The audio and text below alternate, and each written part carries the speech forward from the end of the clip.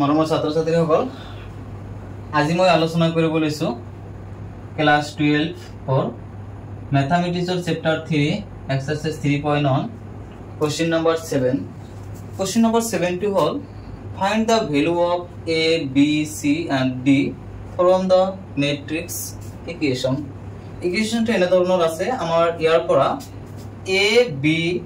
c ৰ মান বাহিৰ কৰিব লাগে আৰু d ৰ মান বাহিৰ কৰিব লাগে তেনেহলে a b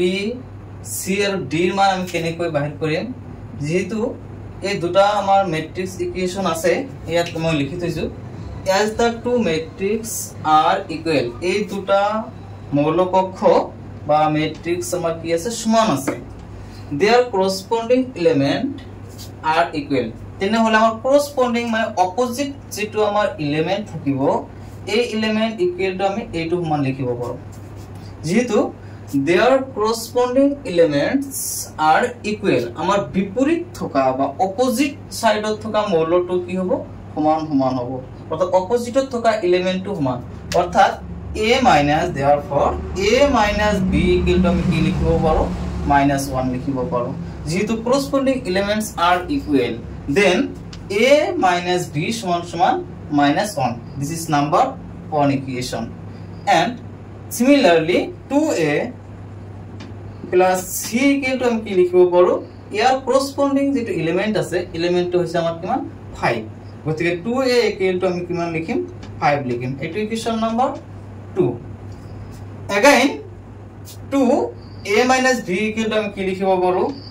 2a minus b equal to আমি 0 লিখিব পাৰো এটো ইকুয়েশন নাম্বার আমি কি মান দিম 3 দিম similarly 3c plus d equal to এইটো এলিমেন্টৰ অপোজিট যেটো এলিমেন্ট আছে এইটো আৰ এইটো এলিমেন্ট আমাৰ কিমান আছে 13 আছে ইয়াক আমি 4 নম্বৰ দিম এই চাৰিটা ইকুয়েশনৰ পৰা আমি a b আৰু c d বাহিৰ কৰিম কেনেকৈ বাহিৰ কৰিম এতিয়া চাওক নাও 1 আৰু 3 সলিউশন কৰিম 1 ৰ লগত আমি কি পূৰণ দিম 1 নম্বৰ ইকুয়েশনৰ লগত coefficient of a coefficient of a এর আগত কিমান আছে 2 আছে এই 2 লৈ আমি 1 ৰ লগত পূৰণ দিম same equation number 3 a coefficient কিছু নাই মানে কি আছে আমাৰ 1 আছে গতে এটা 1 পূৰণ দিম এতিয়া 2 আৰু a পূৰণ কৰিলে হ'ব আমাৰ 2a minus 2 আৰু b পূৰণ কৰিলে হ'ব 2b equal to -2 and similarly আমি 3 নং ইকুয়েশনৰ লগত আমি কি কৰিম 1 পূৰণ কৰিম 1 পূৰণ কৰিলে হ'ব আমাৰ 2a minus b equal to কি হ'ব আমাৰ 0 এইটো আমি যেতিয়া আমি ক্যালকুলেশন কৰিম মাইনাসৰ ঠাইত আমি প্লাস দিম প্লাসৰ ঠাইত আমি কি দিম মাইনাস দিম তেনে হলে আমাৰ এইটো ক্যান্সেল হ'ব আৰু ইয়াৰ পৰা এটা b পৰা দুটা b বিয়োগ কৰিলে হ'ব আমাৰ -b আৰ এফালে 2 ৰ পৰা যদি আমি 0 বিয়োগ কৰো আলটিমেটলি -2 থাকিব গতিকে এটো হ'ব -2 মাইনাস ক্যান্সেল হ'ব b ইকুয়াল টু হ'ব কিমান 2 এতিয়া এই b ৰ মান যদি আমি 1 নং ইকুয়েশনত বহাই দিও বা 3 নং ইকুয়েশনত বহাই দিম তেতিয়া আমি a ৰ মান পাই যাম গতিকে আমি therefore b equal to 2 in equation number কিমান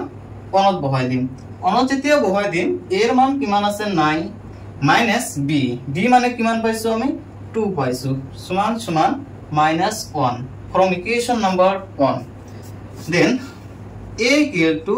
-1 এটো আছিল -2 equal to অফালে গলে হ'ব আমাৰ কি +2 তেনে হলে a equal to কিমান হ'ব 2 ৰ পৰা 1 বিয়োগ কৰিলে হ'ব 1 আমি a ৰ মান পালো b ৰ মান পাইছো এতিয়া আমাৰ মান লাগে c আৰু d এতিয়া অলপ চাবা c আৰু d ৰ মান আমি কেনেকৈ পাম এতিয়া যদি এই এর মান যদি আমি 2 নং ইকুয়েশনত বহাই দিও তেতিয়া আমি c এর মান পাম এটা এখানে therefore a equal to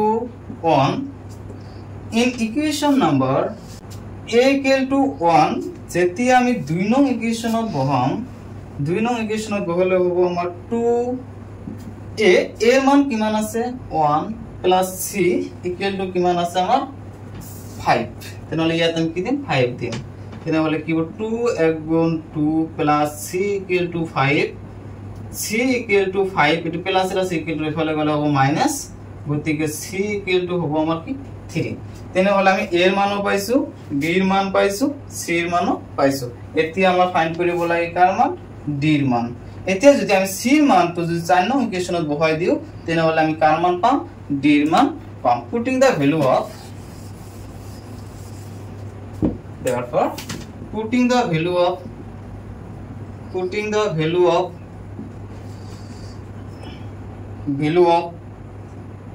c in equation number 4 we get তেনেহলে আমি 3 into c এর মান কিমান আছে c এর মান পাইছো আমি 3 plus d equal to কিমান 13 এতে একটু ক্যালকুলেশন করিলে আমি পাম 3 আর 3 পূরণ করিলে হবে আমার 9 plus d equal to 13 d equal to 13 এটো প্লাস আর আছে ইকুয়াল টু ফলে গলে হবে মাইনাস তেনে হলে d ইকুয়াল টু 13 এর পড়া 9 বিয়োগ করিলে হবে আমার 4 therefore আমি a এর মান পাইলো 1 b এর মান পাইছো 2 c এর মান হইছে 3 আর d এর মান হইছে 4 এইখিনি আছিল আমাৰ উলিয়াব লগা a আৰু a b c and d মান আশা করি সকলে বুজি পাইছা কিবা অসুবিধা থাকিলে কমেন্ট বক্সত জনাবা থ্যাংক ইউ